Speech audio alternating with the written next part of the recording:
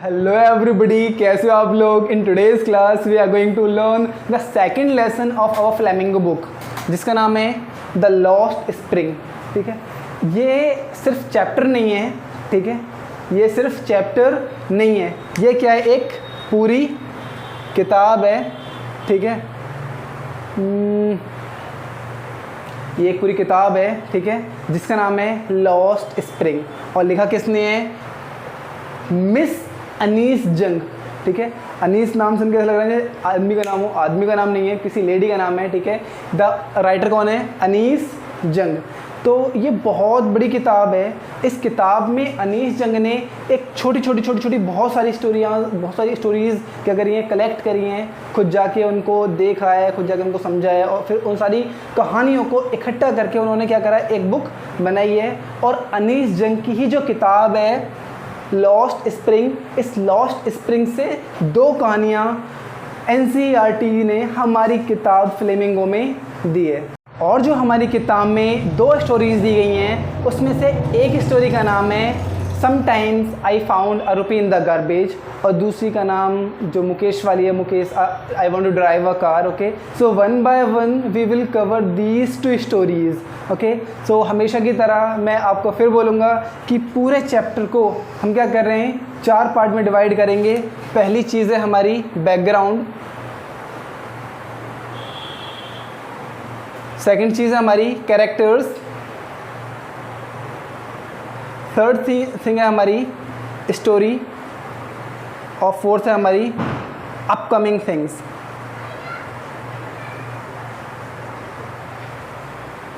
सबसे पहले हमारा बैकग्राउंड में क्या, ये हमारा प्यारा भारत और इंडिया के इस साइड में जो ये कंट्री है इसका नाम है बांग्लादेश और इस बांग्लादेश की कैपिटल का नाम है हमारा ढाका।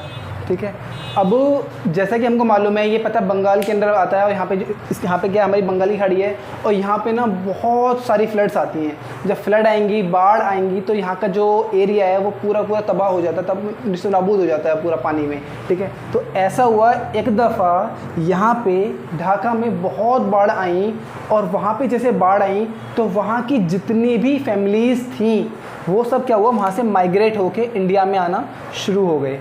ठीक है, और कुछ लोग दिल्ली भी पहुँचे। अब हम कहते हैं जो हमारी दिल्ली है यहाँ पे, ठीक है, अब दिल्ली के ना कुछ बाहरी इलाके हैं। ठीक है, हम कहें कि जैसे फ़र्ज़ करो ये हमारी दिल्ली है, फ़र्ज़ करना है। ठीक है, जो इसका आउटर एरिया होता है, बिल्कुल जो बाहरी एरिया होता है, तो आउटर एरिया में एक जगह है जिसका नाम है सीमापुरी। ठीक है, तो इस सीमापुरी में बहुत सारे बांग्लादेशी आके बस गए। ठीक है, और उन बांग्लादेशी में एक फैमिली साहेब की भी थी। ठीक, अगर हम बात करें कैरेक्टर्स की तो कैरेक्टर में सबसे इम्पोर्टेंट अगर यहाँ पे किसी का कैरेक्टर है तो वो हमारा बच्चा है जिसका नाम है साहेब। साहेब। ठीक है, और कौन कैरेक्टर हो सकता है यहाँ पे, जो राइटर है, जो ऑथर है, जिसका नाम है अनीस जंग। ठीक है, और भी हैं कैरेक्टर, हाँ इसमें कैरेक्टर हैं जैसे कि साहिब के दोस्त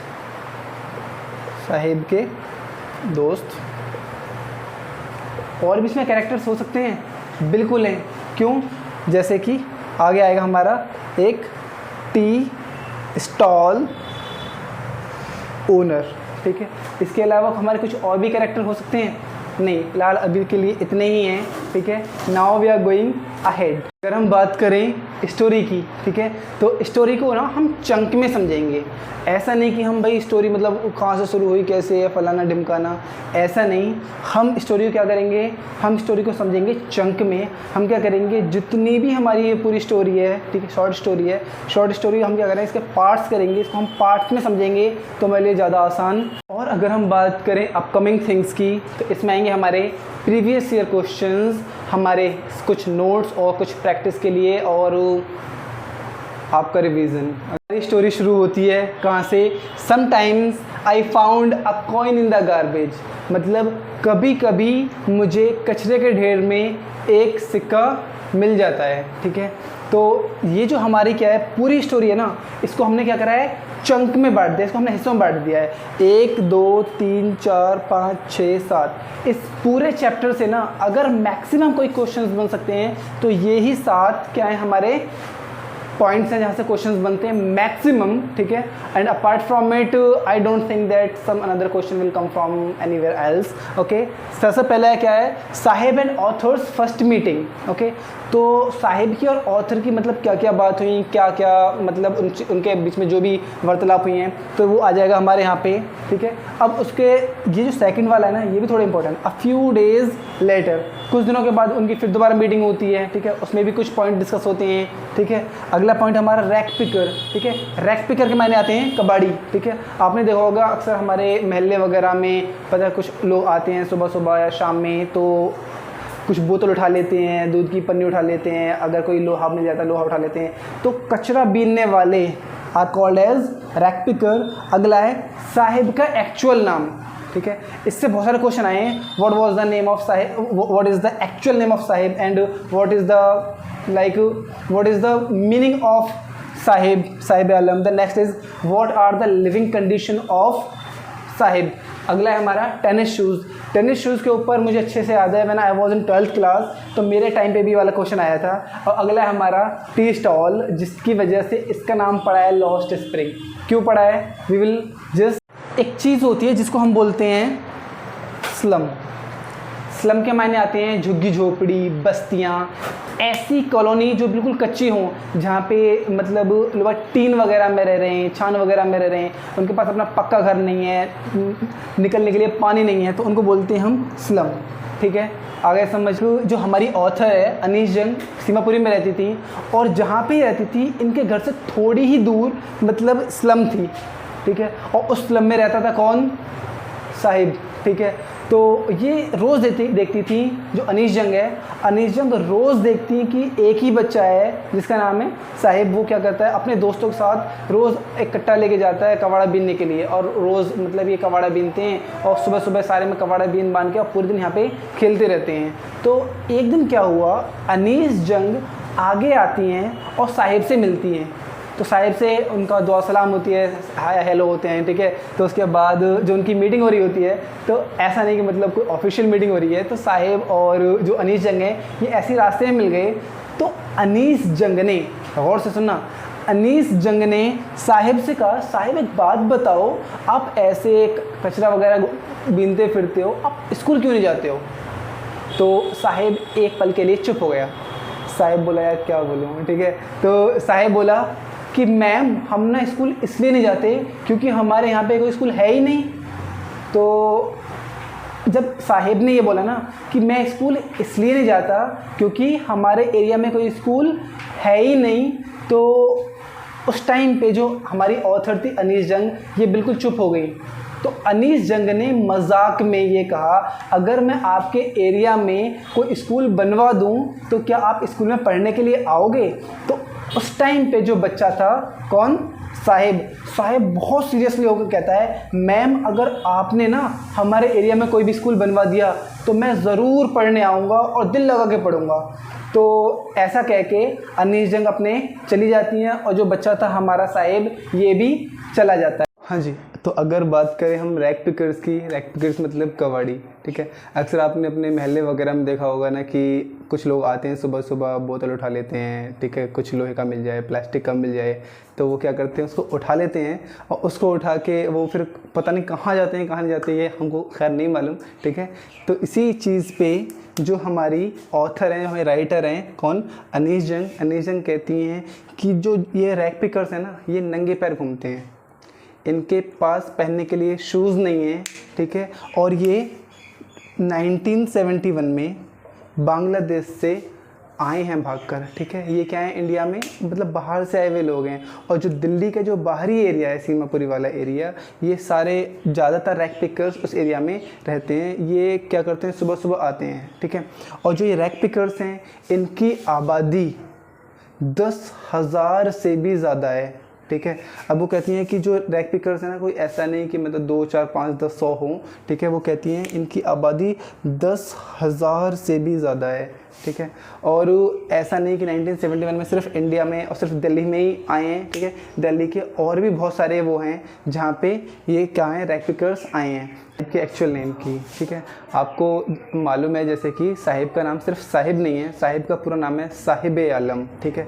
साहिब आलम का मतलब होता है द लॉर्ड ऑफ यूनिवर्स। कुछ मिसकंसेप्शन है ना यहाँ पे, ठीक है, बिल्कुल मिसकंसेप्शन है। और मिसकंसेप्शन यहाँ पे ये है कि भाई उसका नाम क्या है, उसका नाम है साहिब आलम, ठीक है। और द लॉर्ड ऑफ यूनिवर्स मतलब पूरी कायनात का मालिक, पूरी दुनिया का मालिक, ठीक है। उसका काम क्या है, उसका काम है कबड्डी का, वो कबड्डा बिनता है, ठीक है। और नाम है उसका पूरी कायनात का मालिक, और दूसरी जगह उसके पास पहनने के लिए चप्पल भी नहीं है। नाम है कायनात का मालिक लेकिन उसके पास सही से पहनने के लिए कपड़े नहीं हैं, ठीक है। नाम है कायनात का मालिक, ठीक है। और हालात कैसे हैं कि रहने के लिए एक घर भी नहीं है, ठीक है।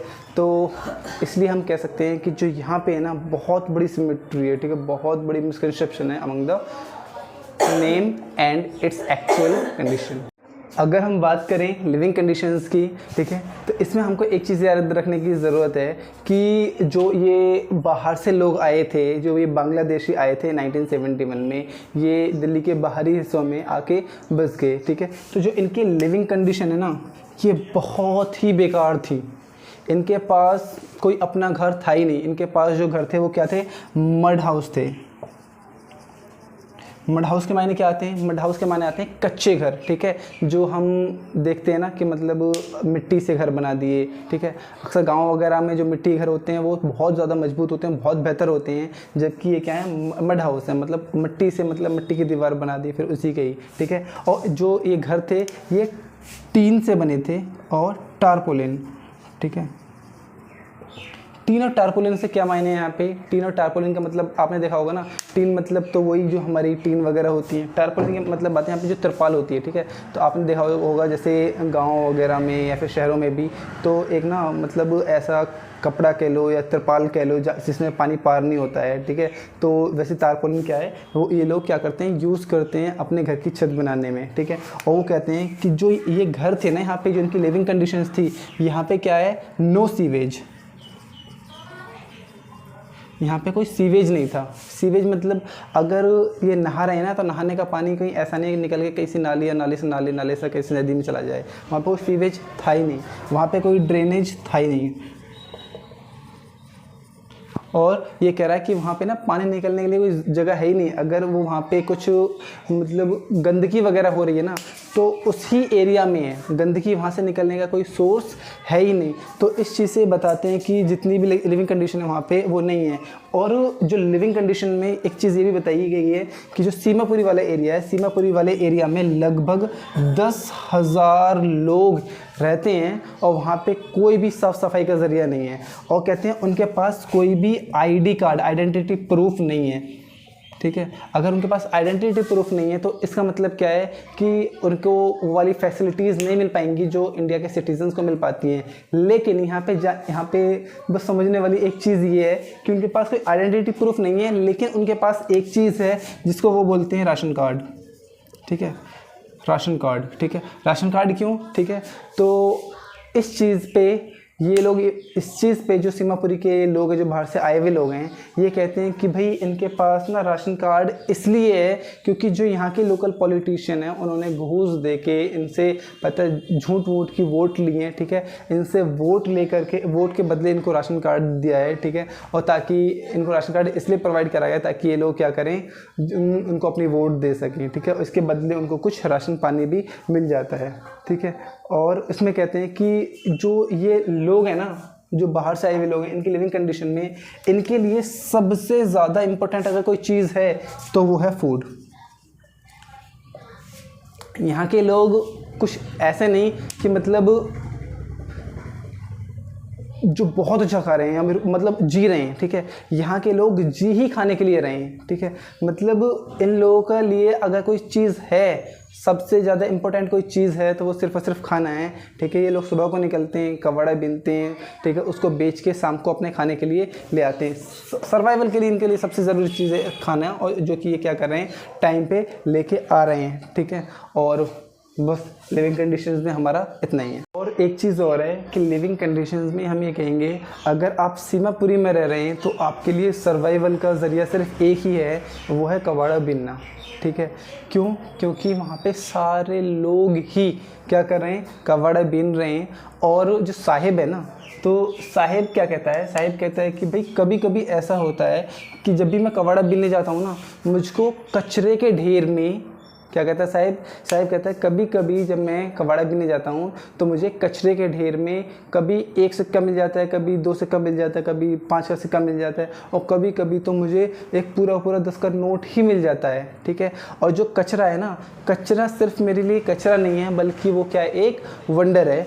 ठीक है, और मैं इसको ऐसे देखता हूँ कि जैसे यही मेरे लिए जीने का ज़रिया है। Next topic is tennis shoes. ठीक है, तो सीमापुरी के थोड़ा सा आगे ही वहाँ पे क्या था, एक टेनिस कोर्ट था। ठीक है, तो इस टेनिस कोर्ट में बच्चे आगे टेनिस खेलते हैं। ठीक है, तो ऐसा होता है कि साहिब हर रोज़ आता है और वहाँ पे बच्चों को टेनिस खेलते हुए देखता है। तो ऐसा हुआ कि एक दिन किसी एक बच्चे के ना शूज़ में होल हो जाता है आगे, तो इस वजह से वो बच्चा क्या करता है, जो वो वाला बच्चा जो टेनिस खेलता है, ठीक है, तो वो बच्चा क्या करता है, अपने टेनिस शूज़ को उतार के फेंक देता है। और साहिब क्या करता है, साहिब आगे जाता है और उन शूज़ को उठा लेता है। ठीक है, और जो शूज़ होते हैं वो किसी अमीर बच्चे के फेंके हुए शूज़ होते हैं, जिनको साहिब क्या सोचता है कि भाई ये शूज़ तो मेरे लिए बहुत बेहतर हैं। क्यों? क्योंकि वो इंसान जो नंगे पैर घूम रहा है उसी को मालूम है उसकी अहमियत, ठीक है, जो उसको मिली है। ठीक है, तो यही छोटी सी स्टोरी है टेनिस शूज़ की। लास्ट टॉपिक है टी स्टॉल। ठीक है, तो टी स्टॉल की कहानी थोड़ी सी इंटरेस्टिंग है। तो ऐसा होता है कि जो हमारी जो राइटर है अनीस जंग, तो ये रोज़ उस बच्चे को देखती हैं, साहिब आलम को। ठीक है, तो ऐसा होता है कि एक दिन साहिब आलम अनीस जंग को नहीं मिलता है। ठीक है, तो जो अनीस जंग होती हैं वो सोचती हैं कहाँ चला गया। फिर ऐसे ही कुछ दिन गुजरे। ठीक है, उसको कुछ दिनों तक साहिब आलम दिखता ही नहीं है। ठीक है, लगभग कुछ अरसा गुजर जाने के बाद फिर अनीस जंग को एक दिन दिखता है कि जो बच्चा है साहिब आलम, उसने जूते पहन रखे हैं, कपड़े पहन रखे हैं, उसके हाथ में ना एक चाय की केतली है। ठीक है, तो वो क्या करता है, अब किसी चाय के स्टॉल पे काम करता है, किसी चाय की दुकान पे काम करता है। तो वो उस बच्चे से फिर दोबारा मिलती हैं, किससे, साहिब आलम से, और साहिब आलम से कहती हैं क्या अब तुम चाय का काम करते हो? तो फिर साहिब आलम कहता है हाँ, मैं चाय का काम करता हूँ, और जो चाय वाला है, चाय वाला उसको 800 रुपये पर मंथ देता है, और इसके अलावा उसे 3 टाइम का खाना भी देता है। ठीक है, लेकिन यहाँ पे क्या है कि जब वो बच्चा जो था साहिब आलम, जब ये कबाड़ा बिन रहा था, जब ये कचरा बिन रहा था, तो उस टाइम पे वो क्या था, बिल्कुल फ्री था। ठीक है, तो उस टाइम पे वो बिल्कुल इंडिपेंडेंट था। ठीक है, लेकिन अब वो ना तो फ्री है ना ही इंडिपेंडेंट है। ठीक है, क्यों? क्योंकि उसको पैसे मिल रहे हैं अब। ठीक है, अब अगर ऐसा है कि भाई उसको फ्री होना है, इंडिपेंडेंट होना है, तो वो काम नहीं कर पाएगा। अब जो भी उसका मास्टर कहेगा, जो भी उसका चाय वाला कहेगा, उसको वो सारे काम करने पड़ेंगे। ठीक है, तो यहाँ पे ना ऐसा होता है कि अनीस जंग कहती हैं कि यहाँ पे इट इज़ लॉस्ट स्प्रिंग। क्यों? क्योंकि जो उस बच्चे की खुशी थी, ठीक है, जो उस बच्चे को खुशी मिलती थी कबाड़ा बीन के, घूम के, फ्री रह के, ठीक है, अब जो उसकी खुशी है, जो उसका फ्रीपन वाला है, ठीक है, वो क्या हो गया है, लॉस्ट हो गया है। अब उसके पास क्या है, खुशी नहीं है। जो उसका चमन था ना वो उजड़ गया है। ठीक है, अब वो क्या कर रहा है, बंधा हुआ है, अब वो इतना आज़ाद नहीं है जितना कि वो था। ठीक है, और एक चीज़ और है, यहाँ पे जो बच्चा है वो बच्चा कहता है कि जो चाय का कनस्तर है ना, जो चाय का केटल है, it is more heavier than the उस कबाड़े के कट्टे से। ठीक है, तो सिंपल सी बात ये है कि जो कबाड़े, अगर हम जनरली देखें ना, तो कबाड़े कट्टा ज़्यादा भारी होना चाहिए एज़ कम्पेयर टू चाय केतली। ठीक है, लेकिन ऐसा होता है ना कि वो साहिब आलम कहता है कि नहीं, मेरे को ना ऐसा लगता है जो चाय केतली है ये मेरे लिए बहुत ज़्यादा भारी है एज़ कम्पेयर टू कबाड़े का कट्टा। ठीक है, तो यहीं पे ही हमारे चैप्टर के जितने भी चंक्स थे वो सारे ख़त्म होते हैं। तो हमारी सारी चीज़ ख़त्म हो गई हैं, सिर्फ एक चीज़ बची है जिसको हम बोलते हैं कैरेक्टर स्केच। ठीक है, तो CHARACTE कैरेक्टर। ठीक है, कैरेक्टर में ना हमारे यहाँ पे सिर्फ ज़्यादातर एक ही कैरेक्टर है जिसको हम पता है डिफ़ाइन करते हैं, जिसके ऊपर सबसे ज़्यादा क्वेश्चन आते हैं, वो है साहिब का। ठीक है, तो साहिब के लिए हमारे पास क्या है, कुछ पॉइंट हैं। ठीक है, ये क्या है, एक किड है, ठीक है। कहाँ से आए? बांग्लादेश से आए हैं, ठीक है। रहते कहाँ हैं? दिल्ली के सीमापुरी में रहते हैं। और काम क्या करते हैं ये? He is a rack picker.